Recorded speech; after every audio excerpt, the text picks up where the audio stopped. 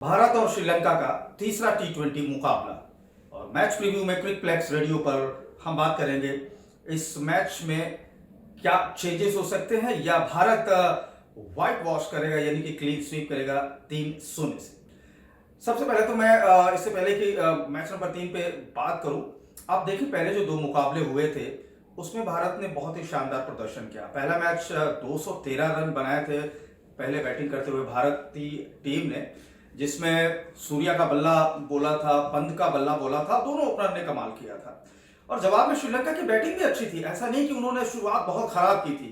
एक समय तो लग रहा था 14वें या 15वें ओवर तक कह सकते हैं कि श्रीलंका मैच जीत सकता था, लेकिन अक्षर पटेल का वो ओवर जिसमें उन्होंने 2 विकेट लिया, वहीं से मैच का टर्निंग पॉइंट समझ में आया।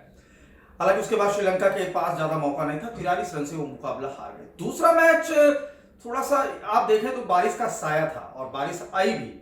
161 बनाया था श्रीलंका ने और ऐसे में लग रहा था कि थोड़ा सा 20 या 30 रन कम है, लेकिन उसके बाद जब भारतीय टीम उतरी और 1 या 2 ओवर का खेल हुआ था, उसके बाद बारिश का साया आया। हालांकि बाद में ये डीएलएस मेथड के तहत इसको रिवाइज किया गया और 8 ओवर में 78 का टारगेट मिला, जिसे भारत ने वो 7वें ओवर के दौरान ही पूरा कर लिया। एक चेंज देखने को मिला, संजू सैमसन आए थे दूसरे मैच में, यानी कि शुभमन गिल को बाहर बैठाया गया था।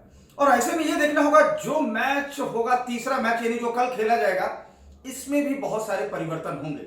अब तक मोहम्मद खलील जो गेंदबाजी नहीं कर पाए हैं, वाशिंगटन सुंदर जो गेंदबाजी नहीं कर पाए हैं, शिवम दुबे जिनको अब तक 2 मैचों में मौका नहीं मिला है।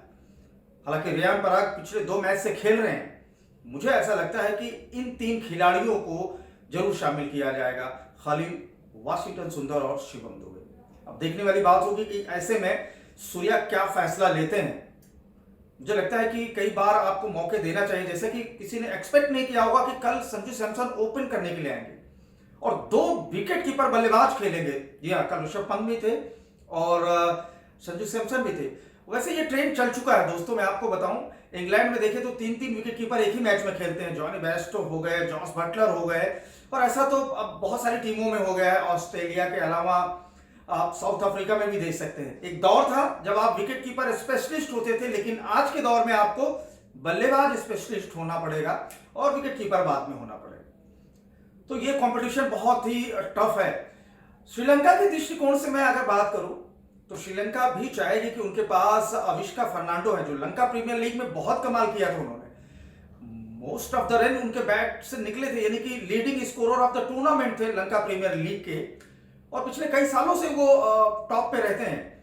उनको मौका मिल सकता है, जी हाँ, अविष्का फर्नांडो को। और साथ ही साथ एक और खिलाड़ी मुझे लगता है कि दिनेश चंदीमल, ये भी लंका प्रीमियर लीग में बड़ा कमाल किए थे, ये भी बेंच पे बैठे हुए हैं, तो शायद इनको भी बैटिंग ऑर्डर में थोड़ा शामिल किया जा सकता है। और ये देखने वाली बात होगी कि कल ये खेलेंगे, ऐसा मेरा मानना है।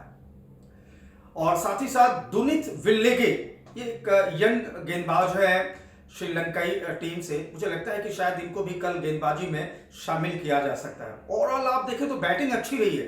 पदुम निसंका अच्छा कर रहे हैं, कुशल मेडिस अच्छा कर रहे हैं, कुशल परेरा अच्छा कर रहे हैं।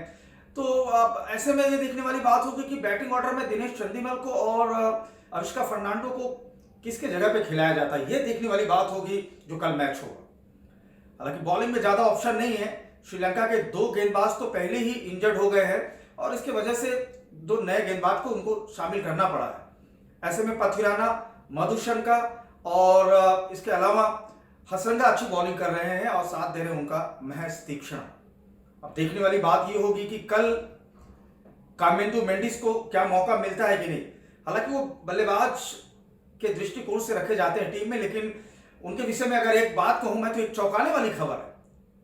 कामेंदु मेंडिस अभी सुर्खियों में आए हैं, वायरल हो रहे हैं, क्योंकि वो दुनिया के वो दूसरे गेंदबाज बन गए हैं जो दोनों हाथों से गेंदबाजी करते हैं। और ये पहले टी20 मुकाबले में देखने को मिला था, श्रीलंका के ही हसन तिलक रत्ने ने किया था। तो ये देखिए, ये भी एक चमत्कार है, क्या वो खेल पाएगा। लेकिन ओवरऑल आप देखें तो ये टी20 की जो श्रृंखला है बहुत अच्छी जा रही है। भारतीय दृष्टिकोण से श्रीलंका बैटिंग में कमाल कर रही है, लेकिन बॉलिंग में भी प्रदर्शन आना बाकी है। ऐसे में लास्ट मैच जीतकर श्रीलंका भी चाहेगी कि अपना सम्मान बचा पाए, क्योंकि इसके बाद जो है वो वनडे का मुकाबला खेला जाएगा। दोस्तों, जब आप एक मैच खेलते हैं और वो जीतते हैं तो जो कॉन्फिडेंस है वो कैरी फॉरवर्ड हो जाता है आने वाली अपकमिंग सीरीज में। तो मेरा मानना है कि ऐसे में देखना दिलचस्प होगा कि आखिरी मैच कौन जीतेगा। वैसे देखा जाए तो भारत का पलड़ा थोड़ा सा भारी लग रहा है, लेकिन मैच है, कुछ भी हो सकता है।